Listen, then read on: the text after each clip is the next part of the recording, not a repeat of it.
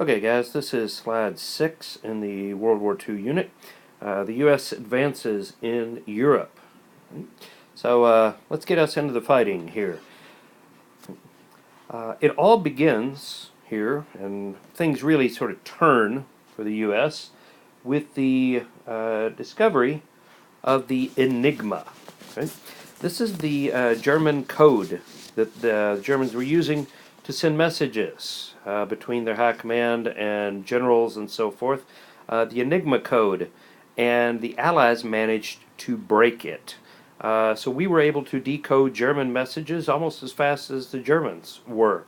Here on the slide you see this is an Enigma machine that allowed the, once it was invented of course, allowed the Allies to listen in basically to German messages. Okay? There's a good movie done about that called The Imitation Game, starring Benedict Cumberbatch. If you're interested in learning more about that, really good movie, well done. The U.S. will begin its fighting in the war in North Africa. If you'll recall, it was decided that the Germans were going to be dealt with first, and the first place we end up fighting is in North Africa. Now, a lot more of this will make more sense when I can explain it to you with the map there to show you some of these things. But basically, the Germans were led in fighting in North Africa by this man right here, whose name is General Erwin Rommel. Okay? And in my opinion, I think Rommel is certainly the best general on the German side, maybe the best general in the war, some would argue. But brilliant man, brilliant commander. And fighting in North Africa, as you can imagine, is desert warfare, desert fighting. Rommel was known as the Desert Fox because he was very sly, very cunning. The main goal for the of the fighting in North Africa was the Suez Canal. And again, this will make more sense when I show you on the map. But basically, the Suez Canal is extremely important to control, because if you control the Suez Canal, and Suez is S-U-E-Z, if you control the Suez Canal, you control shipping in the Mediterranean, from the Mediterranean east. Right? From the Suez, you can get from the Mediterranean into the Red Sea and then into the Indian Sea. Great Britain, it was very important for them to control it because they could get to their colonies in Australia and India without going all the way around Africa. Britain controls it. Germany wants it. So Germany has landed in North Africa with Rommel and is pushing east toward the Suez Canal in Egypt. Okay? It is at that point that the Americans arrive. Okay? The British are fighting from the Suez Canal toward the west. The Germans are coming toward the east. Rommel is fighting with British General Bernard Montgomery, who's known as Monty. But Montgomery, probably the best British general, good general, not great, but he's good, is basically fought to a standstill with Rommel. And then the Americans arrive. The Americans will arrive on the west coast of North Africa, in Morocco, and we will push toward the east. So now Rommel is caught between Americans to the west, led by General George Patton, P-A-T-T-O-N. Patton leads the Americans closing in from the west. Montgomery is pushing with the British from the east, and Rommel is caught in the middle. They will, then Germany will be forced to withdraw, and they will cross the Mediterranean in Italy, where Patton and Montgomery will chase them. They will follow them, and fighting will continue up the peninsula of Italy, up the boot of Italy, and turn into some of the most brutal, deadly, hard-fought campaigns in Europe during the war are in Italy. And fighting in Italy will go on really for another couple of years, till 1944 or so. So Italy proves very dangerous, very deadly. The Italians give up and surrender, but the Germans don't, and it's the Germans who are occupying Italy. So even though Italy switches, even though Italy surrenders, fighting in Italy continues because the Germans are the ones that are there. Now, while all this is going on, in late 1943, right, Roosevelt, Churchill, and Stalin will all meet in Tehran. Right?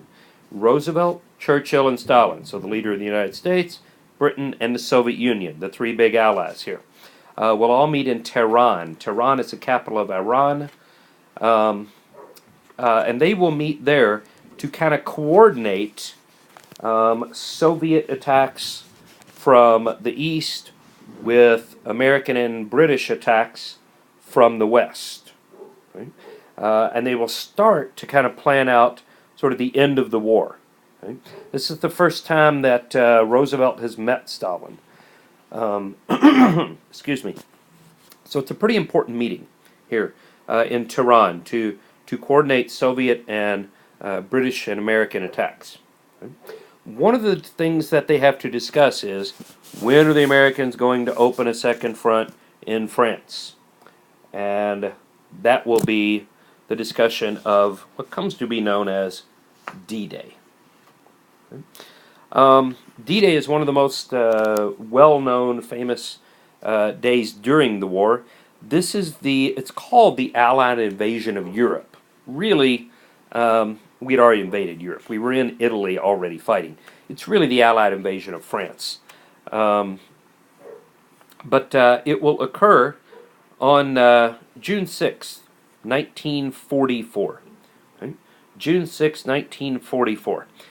This is the largest amphibious attack. Amphibious simply means from water to land. The largest amphibious attack in world history. Okay? It will involve about 3 million Allied soldiers being landed in France, on the north coast of France at Normandy. Okay? It is planned and led by General Dwight Eisenhower. Eisenhower is named Supreme Commander of all Allied troops in Europe, which means he's in charge of all the Americans, all the British, all the French. There aren't many French still left fighting, but he's in charge of all those. And Eisenhower will plan D-Day. Okay? There was a huge misinformation campaign before the actual invasion, because one of the challenges was to convince the Germans that we weren't landing where we really were. We landed at Normandy, which was the furthest crossing from Great Britain.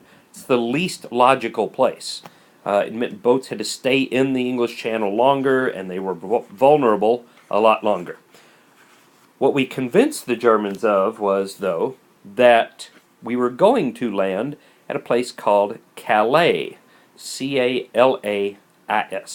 C-A-L-A-I-S. Calais, which is further up the French coast, the shortest possible crossing. We had put a huge amount of time and energy into convincing the Germans that the real landing was going to occur at Calais, and they bought it. It worked. Most of the German defenses were built around Calais, and as deadly as Normandy was, and it was really deadly, it could have been disastrous. Germany, and Hitler specifically, withheld many of their tanks, the bulk of their defenses, even once the landings started occurring at Normandy. Hitler was convinced that it was just a diversion. The real landings were still coming at Calais. So this big misinformation campaign that we ran ultimately saved the day at Normandy.